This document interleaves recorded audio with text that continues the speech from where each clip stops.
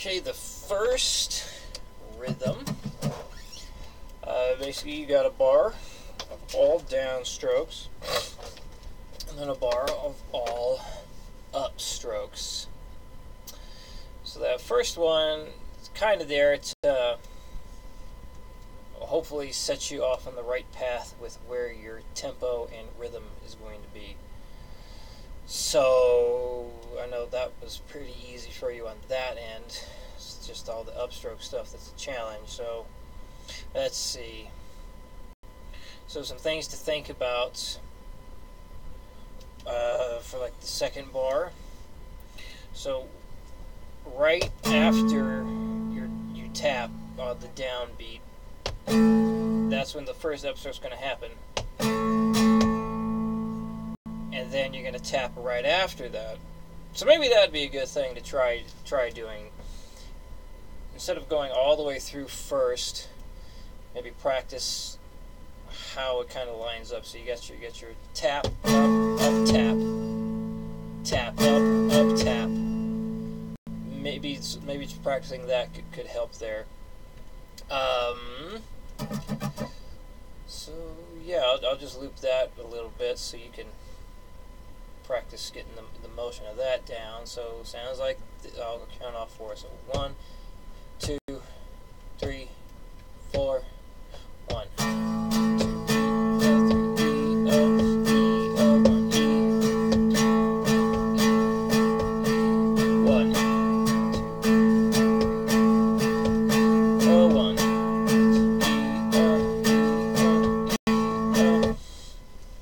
Alright, so I'll go ahead and run through the whole thing now. 1, 2, 3, 4. 1 and 2 and 3 and 4 and E, E, E, E, 1 and 2 and 3 and 4 and E, E, 1 and 2 and 3 and 4 and E, 1 and 2 and 3 and 4 and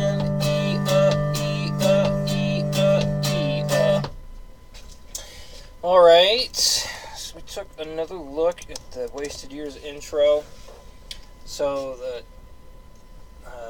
tip, or the trick to this, if you want to say the trick to it, every time you have a fretted note, you will be doing a downstroke.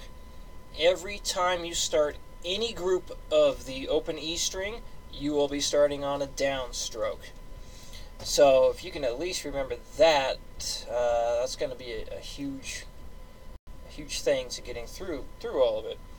So I'm going to play it slow. Watch my right hand as I go through this, so you can see that every time I start a fretted note or a group of open E's, I'm hitting a downstroke.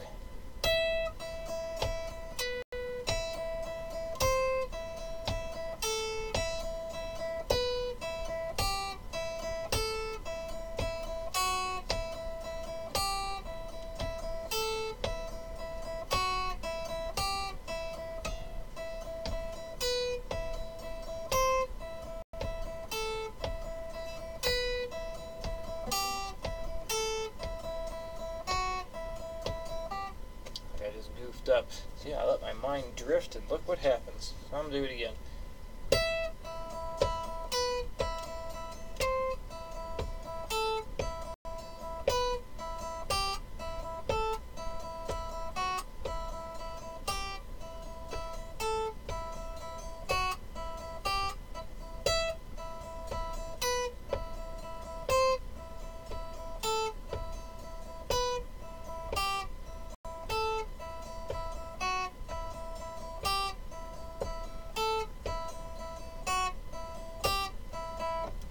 Okay, so, well, you already know how it sounds fast, so I won't bother with that. But yeah, that's another way you can look at this. Is if you did eighth notes, so you tap it like this.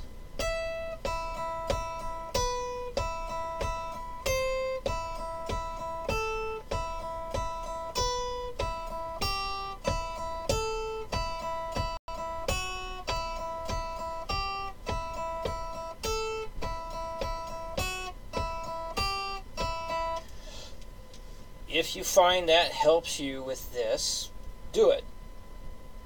The thing is, the reason why it's written out is in the 16th note division is because when you start playing it up to speed, it's going to be extremely difficult to tap your foot along to 8th notes. So, but if it helps you get the pattern down, do it to the 8th notes. And then once you start speeding it up, then move over to the 16th notes. So, okay, the last thing we did, basically playing on the first of every third part of the 16th note division. So, this is one that's, because it's so difficult to really get the hang of. I mean, it really is like it's a polyrhythm. So, this I think it's okay, and even a good idea to say the whole part of the count and kind of emphasize which part you're hitting, which part you're playing on. So,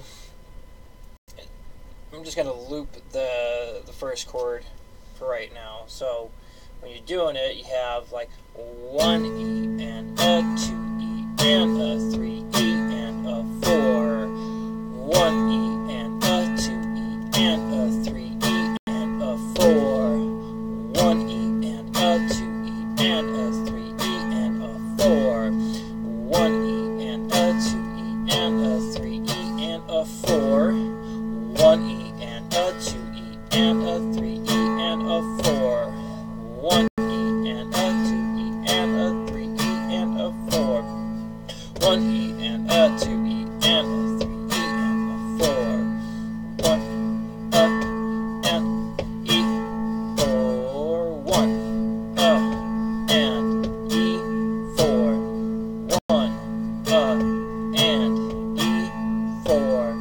1 and E 4. Alright, well that's the rhythm for that, so now I'll play the whole progression. 1, 2, 3, 4, 1 and E 4, 1 and E 4, 1 and E 4, 1 and E 4, 1 and E 4, 1 and E 4, 1 and E 4, 1 and E 4. Yeah, you can definitely do the pick scrape, string rake. That's the term. Definitely do the string raking if that helps, or even without the guitar. Just practice the strumming motion. That's a good idea too. So 1 and E 4, 1 and E 4. Boom, up, bump, up, boom, dun, up, bump, up, boom. So obviously anything feels more natural the more you do it, but this way I can definitely understand. And even when I learned something like this, it's very, very confusing. It's very odd, but once it clicks, just like understanding the upstroke stuff, like all the upbeat parts, once it clicks, it's there, I think. Obviously, you might have to go back and listen to it or kind of warm up into it again, but once you finally fall into place with it, you will feel the rhythm for it, and it does get a lot easier once it clicks. So it'll get there, and like I said, just to put it in perspective, I would definitely say this is a more advanced rhythm. I'd say it's definitely, I'd say, too difficult to be called intermediate. I doubt there's any beginner in the world who could do this, unless they are very gifted with rhythm and just born with the ability to dance. So yeah, I mean, you're definitely coming a long way with it, which is great. And yeah, we'll see you Friday at 2:30. Okay, we'll see you then.